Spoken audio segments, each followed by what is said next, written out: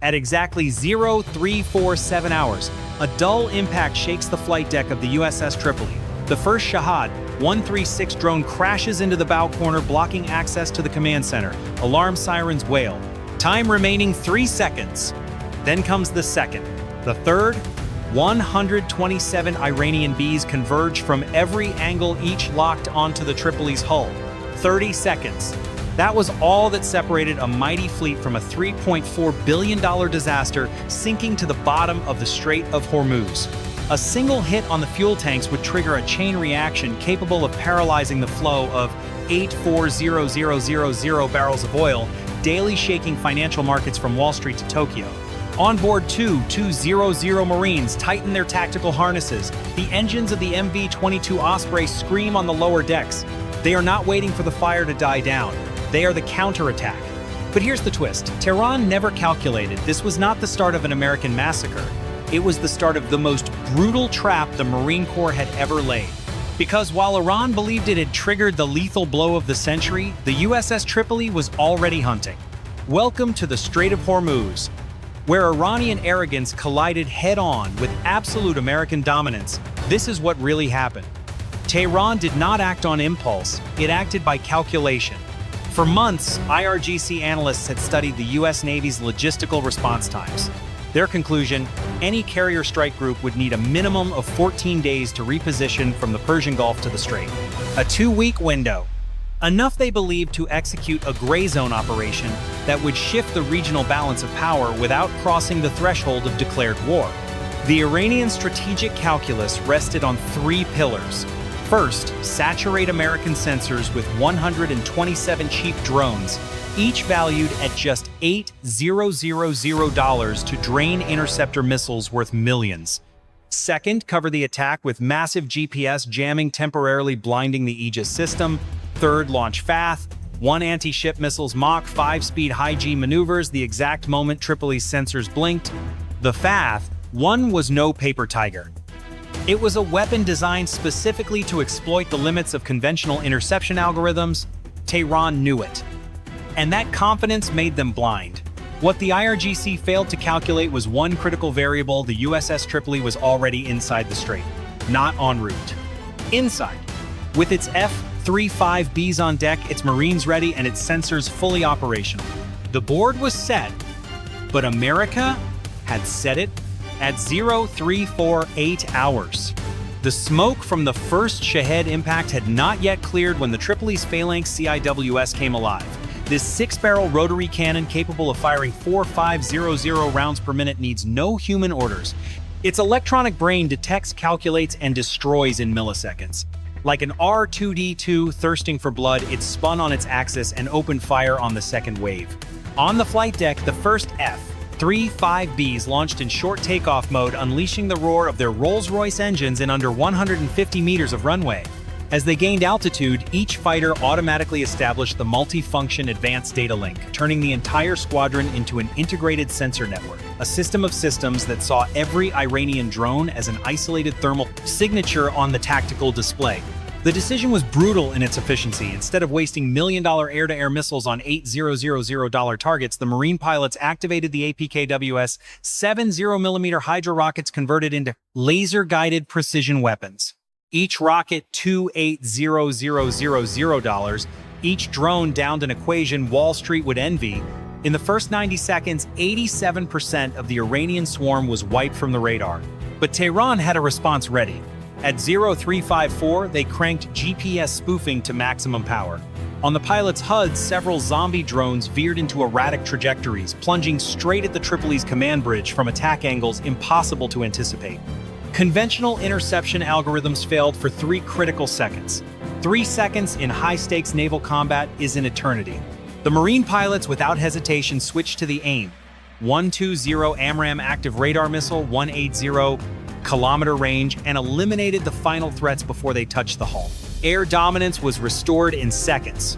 Iran had thrown its first punch and had struck air. If you were the Tripoli's commander in that moment, would you A, prioritize hull defense with every available asset, or B, launch the F-35Bs immediately to counterattack? Let us know in the comments. At 0405 hours, From the Iranian coast, two separate threats converged simultaneously on the Tripoli, a tactic designed specifically to collapse any layered defense system. From above, CIWS ballistic anti-ship missiles tracing arcs in high orbit, followed by FATH, one hypersonic missile skimming the waves at Mach 5, executing high-G maneuvers that rendered conventional interception algorithms useless, like trying to catch a bullet that decides to change direction at the last second. From below, the Tripoli's sonar alarms howled. An Ozdar suicide UUV launched from a Gadir-class mini-submarine had silently surfaced just 300 meters from the ship's propellers. Torpedoes locked. 47 seconds to impact. 2 attack vectors. 1 ship. The situation had gone from bad to catastrophic. The escorting Arleigh Burke Flight 3 destroyer responded first. Its SPY-6 radar, capable of tracking a baseball-sized object at 200 nautical miles, already had a firing solution computed. From its VLS cells, SM-6 missiles launched, piercing the water's surface upward to simultaneously intercept the CIWS and the FATH 1-inch mid-atmosphere. The God-brain of the Aegis Baseline 10 system coordinated both intercepts in 1.8 seconds of processing. Simultaneously, the MH-60R Seahawk helicopter hovering over the Tripoli's stern received real-time data from sonar deployed by the F-35Bs. Without margin to hesitate, it dropped an Mk-54 torpedo that shredded the Ozdar 90 meters from the propellers. 200 milliseconds before the point of no return. For 6 agonizing seconds, the Marines on deck stood frozen, believing it was the end. On unencrypted Iranian frequencies, operators celebrated. The Americans are in total panic. They were watching exactly what America wanted them to see. Do you think the Aegis system can sustain this level of simultaneous interception in a real scenario? Comment 1 if you trust American technology at 0415 hours. Iranian commanders watched American radar screens flickering and the simulated delays in the Aegis response. Their conclusion was immediate. The Americans had reached saturation point. The order came without hesitation. Tactical Strike Group 2 would advance for the final blow. A massive wave of anti-missile fast boats split into 3 spearheads, cutting the choppy water at 50 knots to stretch the Tripoli's defensive perimeter to its breaking point. Simultaneously, a second generation of enhanced Shahed drones launched from high altitude aimed directly at the sensor gap created by the simulated system lag. On Iranian frequencies, the order was clear: the Tripoli's flank is exposed. Attack now. A second Gadir-class submarine began its final approach from the seabed, its sonar locked on the assault ship's hull. What the IRGC did not grasp was the exact nature of what they were seeing. Every flickering screen on the Tripoli was deliberate. Every delayed Aegis response was choreographed. The electronic warfare suite of the Burke and the F-35Bs had spent 22 minutes silently cataloging every active Iranian frequency, triangulating the exact position of every launcher hidden along the rugged coast. By activating 100% of their guidance radars to guarantee impact, the IRGC had handed America the complete map of its coastal defense network. The hunters had just become the prey, and they did not yet know it. At 0418, as the Iranian boats prepared their terminal salvos, the Tripoli's Combat Information Center registered something that made the watch officer smile. Every enemy position was lit simultaneously, perfectly cataloged, without a single gap in coverage. 30 seconds. 20. Iranian fingers on the triggers. On the Tripoli, the atmosphere was tense, but absolutely controlled. Iron discipline. The Marines in the CIC watched in silence as the IRGC signed its own death warrant, believing they were winning. The board was complete. It was time to execute. At 0422 hours, the trap snapped shut with digital violence. The F-35B pilots cut their radar and switched to the EOTS, their electro-optical infrared system immune to Iranian jamming, locking the FATH, one's thermal signatures from 80 miles away. The data flowed in milliseconds to the USS Jack H. Lucas, which launched a second SM-6 salvo. One by one, the hypersonic missiles vanished from the sky in blinding atmospheric explosions, titanium confetti falling over the strait. At 0428, the MH-60R Seahawk dropped its final Mk-54 torpedo. The second Gadir submarine was shredded 90 meters from the Tripoli's hull without firing a single torpedo. Then came the master move.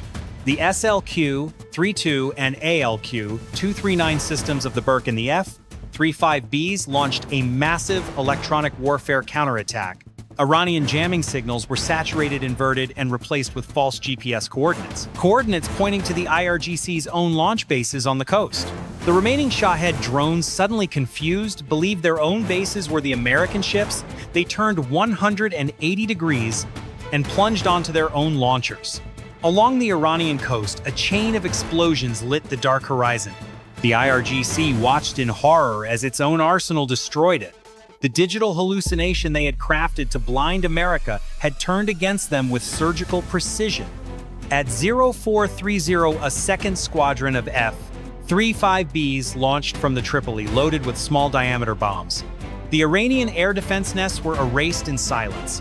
Immediately after the MB-22, Ospreys raced toward the coast, 2200 Marines in rapid descent over the IRGC's coastal headquarters, recovering encryption devices before the enemy could trigger self-destruction. On Iranian frequencies, absolute silence. The pride of the IRGC fleet had been shattered by the crushing technology of the West.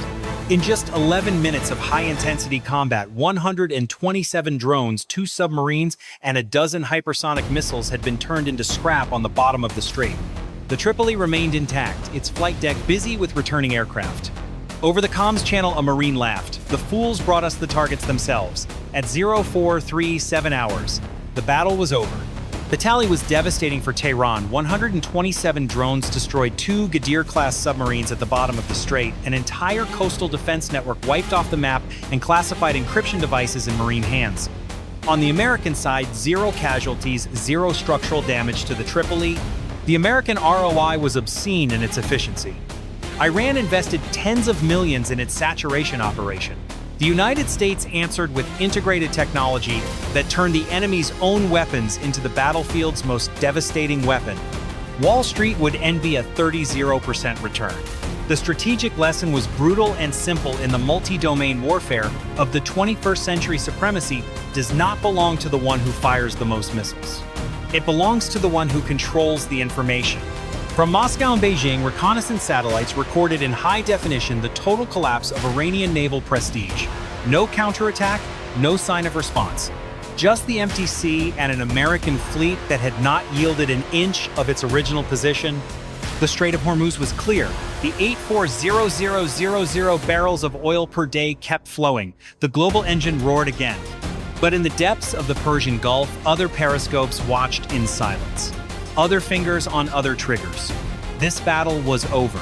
The war of shadows never ends.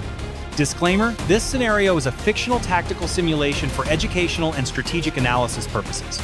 It does not represent real events. Do you think Iran will attempt a second saturation operation with refined tactics? Or did this blow mark the end of its offensive capability? In the straight comment below.